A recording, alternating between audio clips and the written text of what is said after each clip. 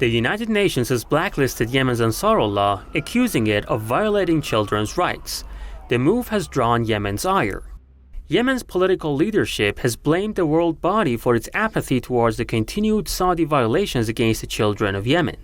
Yemeni officials say the UN should play its role to lift the Saudi blockade on Yemenis that's killing children instead of blacklisting the Ansarullah movement.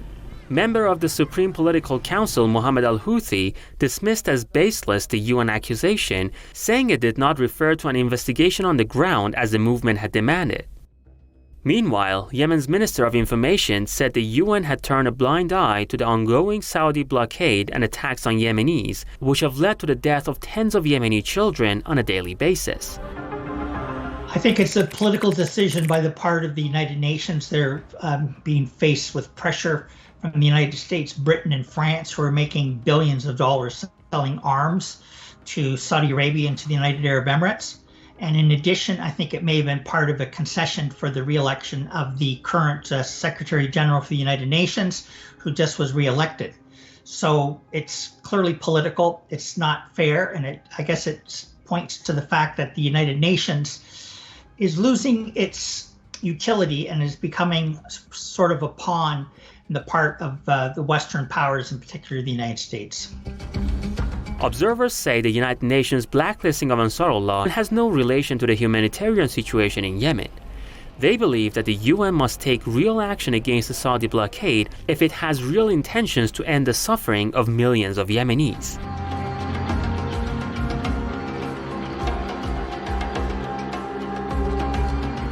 Saudi Arabia and its allies launched a devastating war on Yemen in March 2015. The war has killed thousands of civilians, including women and children. Yemen is now dealing with what the United Nations has called the world's worst humanitarian crisis. The UN added the Saudi-led coalition to its blacklist of violators of children's rights in 2016, a move that was soon reversed by former UN Secretary General Ban Ki-moon. Ban Ki-moon said he delisted the coalition after he faced pressure from a number of Saudi Arabia's allies that threatened to cut crucial funding to many UN programs. This was one of the most painful and difficult decisions I have had to make. The report describes horrors no child should have to face. At the same time, I also had to consider the very real prospect that millions of other children would suffer grievously if, as was suggested to me, countries would defund many UN programs. The move drew angry reactions from human rights activists who said the UN Secretary General's office had hit a new low. Last year, the UN removed the coalition from its blacklist, citing a decline in the number of those killed and maimed in Yemen. I would say that the Saudis and some of their rich allies would be threatening the United Nations to withdraw funding.